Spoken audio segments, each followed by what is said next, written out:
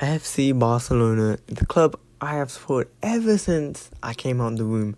And it's crazy how I know lots about this club. But I'm just a little Nino. And I've never won my club win the UCL.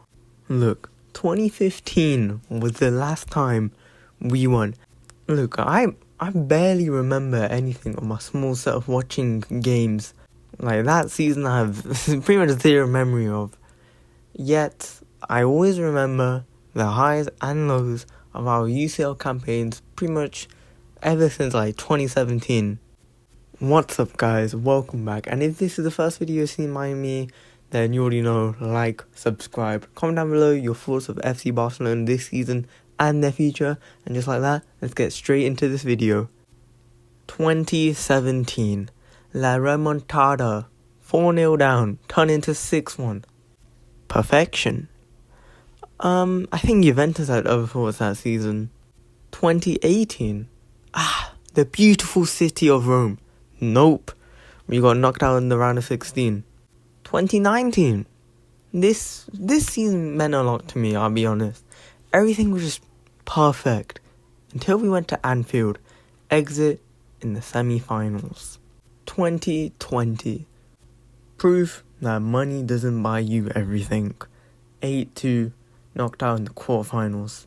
2021. Messi's last season came crumbling down to PSG. Round of 16. 2022 and 2023 grouped. 2024. Xavi tried his very best. Quarterfinals. 2025. This is different. Okay, let's start with the basics. Barca have one of the most hardest schedules you'll see in years. Real Madrid in the Copa del Rey final, Inter Milan in the UCL semi-final at Montjuic, away in La Liga to Valladolid, UCL at the San Siro, then a deciding game for the title in La Liga with Real Madrid. And that's just the start of the pain. Balde and Lewandowski are out injured. I mean, Balde can come back for the first leg of the UCL, but I doubt he would play. I think Flick would probably get his sharps back in the Valladolid game, and Lewandowski is really pushing for the second leg, but I don't know what will happen with them. Overall, there's an extreme schedule, important games, and key players injured. And that is just quite tough, to be honest. And it's just so close to end the season as well. Okay, let's just start with the first game. The Copa del Rey final is first, and it's probably going to be the most entertaining game of the season. Just looking at the pure entertainment Barca produced against Mallorca, even though people like Lewandowski and Balde weren't even there. And let's be real, Mbappe, Vini, Rodrigo, they can still cause some damage. Like, the left back position, they're probably looking at that. So, all in all, you got all of these quality players playing, hopefully attacking football, and it's going to be a killer game. Now, Madrid's defense has not been good recently, but who plays a 9 for Barca is the real interesting thing. Now, Ferran Torres is probably the most obvious choice, and it'll probably be him, but something that must be considered is Dani Olmo playing the false 9. Now, I know all you nerds out there are probably thinking, oh, well, that was just one game when it worked. Okay, I know it was one game, but that one game was a thrashing in a cup knockout stage, okay? But I know there's tons and tons and tons of Madrid edits saying, it's time for revenge. Well, that would hopefully suggest Madrid they're prepared, okay? So, maybe using Dani Olmo as a false 9 might, trick Madrid and their defense. So it must be considered now. Now, whether Hansi Flick tests this out in the last 15 minutes of the game or 20 minutes or even against Valladolid, it's crucial we do this because it's almost end of the season. You never know what injuries or suspensions can happen. Before I give you my score predictions, we need to address probably the main reason why Barca will win. And yes, Barca will win. It's Madrid have no tactics. Now, I know a lot of you can say, oh, well, look at Ancelotti, like, look how many titles he's won. Well, look at the recent games, that's what matters. What I mean is, if Madrid play like normal, well, we know what happens when they play like normal. But if they play attacking football, that means Bellingham pushes up, like they did last season. Bellingham will push up the field, and that leaves tons and tons and tons of open space. And without Camavinga, Barca, if they stop Madrid's attack, the defense has all the ball playing capability to pass it to our magicians in midfield like Pedri, Casado, De Jong, and they will receive just so much open space. You know what they're going to do next? They drive the ball forward with Yamal, Rafinha on both wings, and Ferran and Olmo just waiting to pounce into the box. And then if Madrid play defensively, I mean, the defense hasn't been good anyway, so why would you focus your main tactic to be solely around that? I don't know.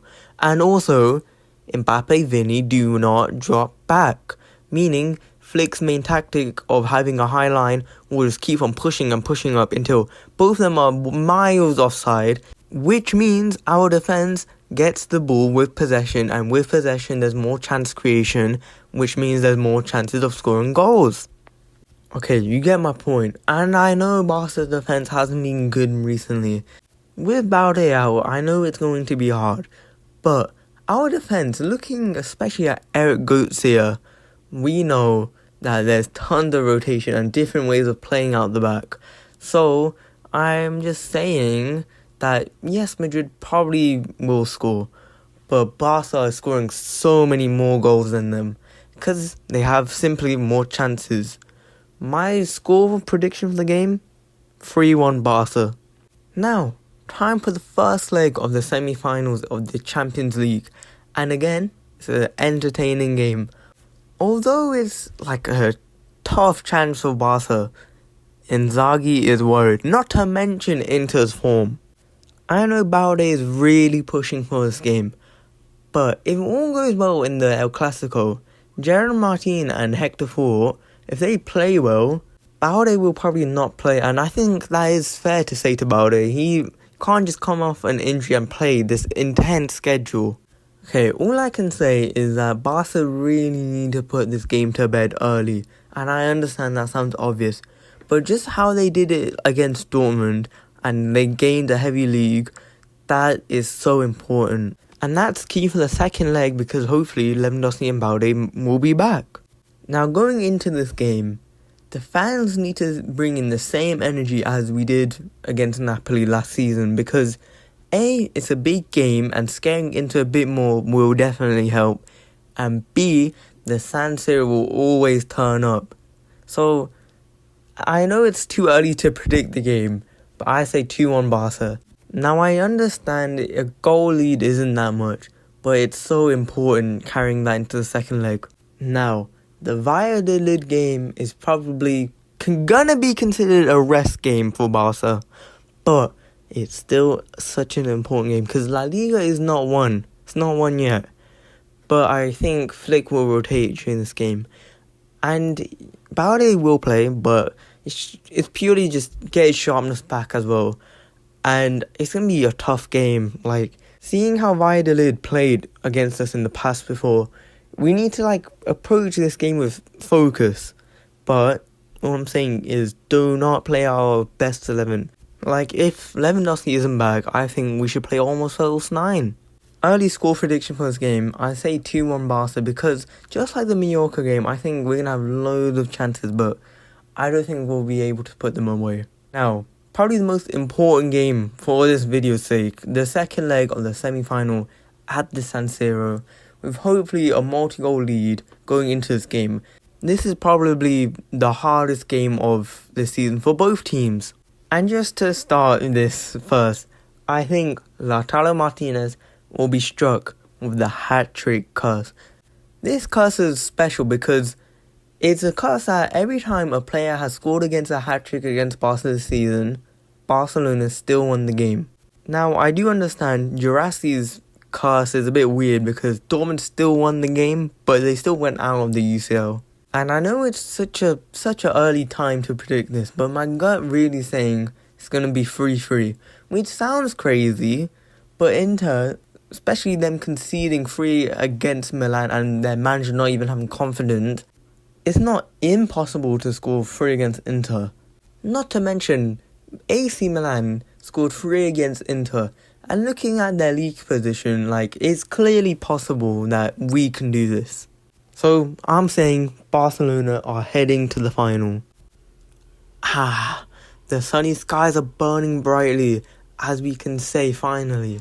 Barca are in the Champions League final. I don't know why I'm saying this so calmly, because there's more work to do. Yeah, you heard me. After the second leg against Inter at the Santo in the UCL semi-finals, we have another El Clasico. This time it's in La Liga, which almost decides La Liga. This game will be held at Montjuic, so we might have a slight advantage. But how do you know? Madrid fans are going to be crazy, post thousands upon thousands of edits saying, it's time for revenge again. But we know Barca are winning. Look, if Barca can beat Madrid away 4-0, 5-2, and hopefully beat them in the Copa del Rey final, imagine what we can do at home. Anyways, I say 4-2 Barca. Our defense might be just tired from the schedule, but hopefully with Lewandowski and Baldi back, our goals will just be flying in. Now we got that straight cheek schedule out of the way. Let's just say why it's important that Barca need to win the UCL this season. We haven't won in 10 years. Let that sink in. A whole decade without Barcelona lifting the Champions League trophy. What I'm trying to say is, if people like Barça can win the UCL, surely this team can. B. Modern history. Look, especially when Messi left, we were not the same threat as we once were. We only won 1 La Liga and 0 UCLs. Trophies are what big teams are built on, and Barcelona are one of these big teams. But they need history in all eras, and so far, 2020 hasn't been that good for them. And this is our best shot. We have, in my opinion, 4 strong candidates for the Ballon d'Or. Currently, we got the first place runner in Rafinha, who is a big game player. C. What is next? I will forever support my club and trust my players, but not being able to do it with this team will just replay with PTSD whenever we get this close again. The future of our club is just make or break this season in terms of being a huge threat in football again. The treble is amazing, but the UCL is what we need and what we want. But in doing so, you need great form to win the UCL. Therefore, that means winning the Copa del Rey, winning games in the league, and then winning La Liga. Okay guys, I hope that just helps your mind realize how FC Barcelona are doing right now. And my next video will probably be Barcelona's future. And just like that guys, subscribe, drop a comment down below about your thoughts about FC Barcelona and just this video in general. It'll help me out. And yeah, I'll see you in the next one.